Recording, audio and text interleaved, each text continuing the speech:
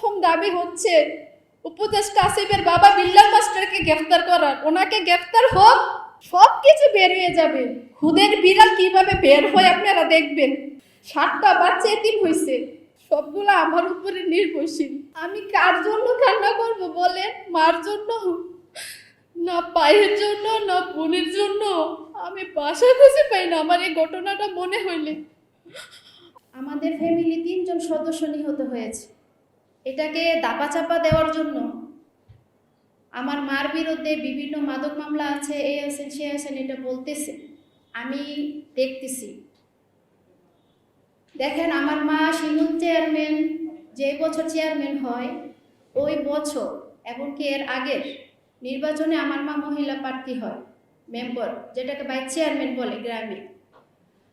কিন্তু উনি প্রার্থী হওয়ার পরও পাশ করতে পারেননি শিমুল চেয়ারম্যানের জন্য। আর গ্রামের অসহায় যে মানুষগুলো আছে তারা সবাই আমার মার কাছে বিচারের নালিশগুলো নিয়ে আসতেন, প্রায় আশেপাশে গ্রামের সবাই। এটা শিমুল চেয়ারম্যানের সহ্য হইতো না, যার কারণে উপদেষ্টা আসিফ মাহমুদের বাবা বিল্লাল মাস্টারের নির্দেশের অনুসারে কিন্তু এই হত্যাটা হয়। আমি ওই সাংবাদিক সম্মেলনে বলেছি, দেখেন এত বড় একটা মার্ডার সকাল 6টার পর পর ঘটনাটা শুরু হয়। এটা কি আপনাদের বোঝার বাকি আছে যে উপর থেকে নির্দেশ না থাকলে এরকম একটা ঘটনা হয়? আমি আমার ছোট বোন 2.5 ঘন্টা পুলিশের সহযোগিতা চেয়েছি, 999 ফোন দিয়েছি, কোনো সহযোগিতা পাইনি। বাঙ্গরা থানা থেকে পরিবারে আসতে সর্বোচ্চ একদম যদি যানজটও থাকে 15 মিনিট সময় লাগে। সেই জায়গার মধ্যে 6টার পর পর ঘটনা শুরু, তারা 9টার দিকে পুলিশ আসে। এখানে আর কোনো কিছু বলতে হবে আমার মনে হয় না।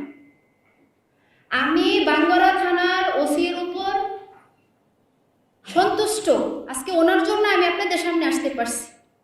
কিন্তু উনি সময় মতো আসেননি, আর আমি ওনাকে কল দেইনি। আমি কল দিয়েছি এসআই নাহিদ। আপনারা এসআই নাহিদ এবং আমার কল লিস্টটা যদি তুলেন বুঝতে পারবেন আমি কি পরিমাণ সহযোগিতা চেয়েছি। উনি বলতেছেন আসতেছি, 5 মিনিট একটু ওয়েট করেন, আপনারা কোনো রকমে বাঁচেন। এটি কি কোনো কথা একটা ডিপার্টমেন্টে?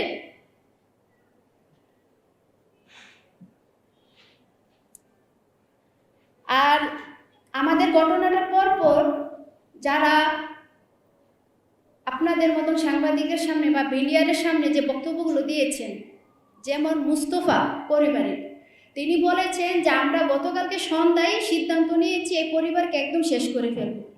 এটা আপনারা দেখেন, যারা বক্তব্য দিয়েছেন মিডিয়ার সামনে তারা কিন্তু ঘটনাস্থলে ছিল, এমনকি এটার সাথে জড়িত ছিল, তারাও কাজটা করছে। আর আমাদের ঘটনার পর পর ইচ্ছে করলে প্রত্যেকটি আসামিকে ধরতে পারত। আমাদের ঘটনাটা করে গিয়ে শিমুল চেয়ারম্যান তার বাড়িতে বসে মিডিয়ার সামনে বক্তব্য দেয়। শরীফ পরিবার স্টেশনে ছিল, প্রত্যেকটি আসামি ছিল, তারা কাউরে অ্যারেস্ট করেনি।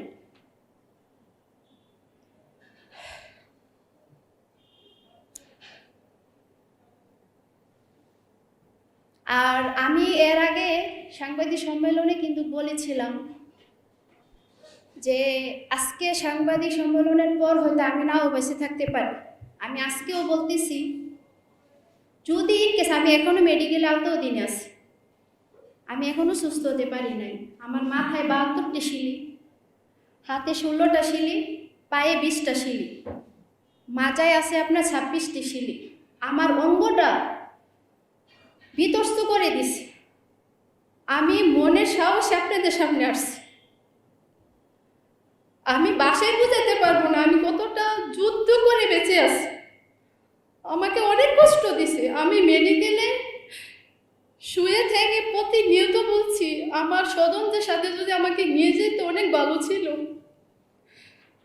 বিশ্বাস করেন, এত নির্মমভাবে কেউ কাউরে মারে না। আমাকে যখন আঘাত করে আমি দৌড়াচ্ছি আর আমাকে রামদাও দিয়ে কুবাইতেছে, আমার কিছু বলার ভাষা নেই। বাংলাদেশে কোনো বিচার নেই, আমি কোনো বিচার পাইতেছি না। আজকে প্রায় 2 মাস হয়ে যেতেছে ঘটনার 3য় দিন র্যাব কর্তৃক কিছু আসামি ধরার পর আজও পর্যন্ত কোনো আসামি ধরা হয়নি।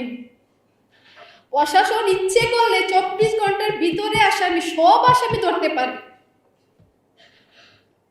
আমার মা বিএমপি করতেন, যার জন্য ওই আমলে উনি একজন মহিলা, ওনাকে ইচ্ছে করলে ধর্ষণ মামলা দিতে পারবে না, মার্ডার মামলা দিতে পারবে না, অস্ত্র মামলা দিতে পারবে না, যার কারণে ওনাকে মাদক মামলাটা একদম ইজি বাংলাদেশের জন্য। ভাঙ্গরা থানায় কোনো মাদক মামলা হলেই রেফারেন্সে ওনার নাম দিয়ে দিতেন। আপনারা তদন্ত নেন যে কয়টা মামলা ওনাকে 1 নম্বর আসামি আছেন, মামলার এফআইআরে ওনার নাম দিয়ে দেন। আমি ওই দিন সাংবাদিক সম্মেলনের সময় বলছিলাম যে আমি যদি বাংলাদেশে বিচার পাই একমাত্র আপনাদের দ্বারা আমি বিচারটা পাবো, সকল সাংবাদিক ভাইদের দ্বারা, এছাড়া আর কোনো উপায় নেই। যেখানে উপদেষ্টা এটার সাথে জড়িত, তার বাবা জড়িত, আপনারা সত্যটা যাচাই করেন, আপনার এলাকাতে যান, কিন্তু আসামির কোনো পরিবার ছাড়া আপনারা গোপন তথ্য নেন যে আমার মা কি ইয়াবার সাথে জড়িত ছিল, আমাদের কি অপরাধ ছিল যে এরকম নির্মমভাবে মারতে হবে। আর আরেকটা বিষয় দেখেন, আমার স্বজনরা হারাইছি আমি। আপনারা বলেন একটা পরিবারে মা ভাই বোন যদি চলে যায় আর কে থাকে? 7টা বাচ্চা এতিম হয়েছে, সবগুলা আমার উপরে নির্ভরশীল।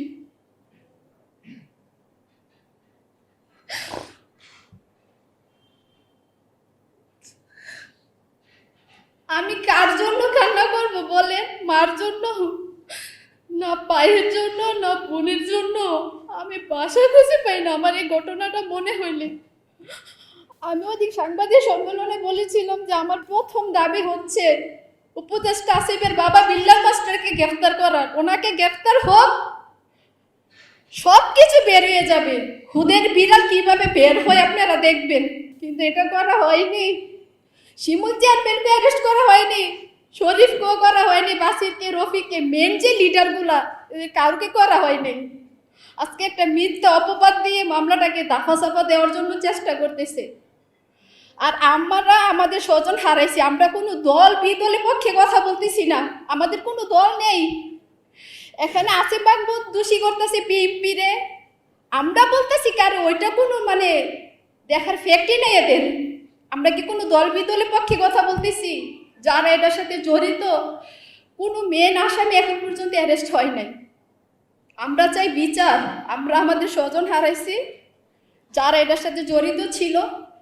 সিসি ক্যামেরায় ফুটেজ কিছু আছে, কিছু বাড়ির পশ্চিম পাশ দিয়ে ঢুকছিল, আমাদের মার্কেটের দক্ষিণ পাশে আমার কাকার মার্কেট, ওই মার্কেটে কোনো সিসি ক্যামেরা ছিল না, ওই দিক দিয়ে ঢুকছে। আপনারা এটা তদন্ত করেন। এখানে কেউ কাউরে দোষ দিয়ে কোনো লাভ নেই। আর দেখেন, আমি ওই সাংবাদিক সম্মেলনে বলার পরও আমার বাবাকে ধরে নিয়ে জোর করে বিলের মাঝখানে পর্যন্ত ভিডিও করাইছি। আমি কিন্তু জানি, আমি বুঝতে পারছি এরকম একটা কিছু হবে, এটাই হয়েছে। এমনকি আমাকে তন্ন তন্ন করে খুঁজতেছে। এখন পর্যন্ত আমরা হুমকির মধ্যে আছি, আমাদের কোনো নিরাপত্তা নেই, কোনো নিরাপত্তা দিচ্ছে না প্রশাসন। কোনো দল এখন পর্যন্ত আমাদের পাশে এসে দাঁড়ায় নেই। এটা বাংলাদেশ, এতগুলো মানুষ মারা গেছে, কোনো বিচার নেই। আজকে 2 মাস হয়ে গেছে, আমি কোন উন্নতি দেখতেছি না। না আমাদেরকে নিরাপত্তা দিচ্ছে কোনো প্রশাসন, কোনো দল, কোনো দলের লোক। বাংলাদেশে এত রাজনীতিক, এত নেতা, এত এমপি, মন্ত্রী, ডিআইজি, উপদেষ্টা, কেউ আমাদের পাশে একবার এসে দাঁড়ায়নি। আমরা খুব অসহায়।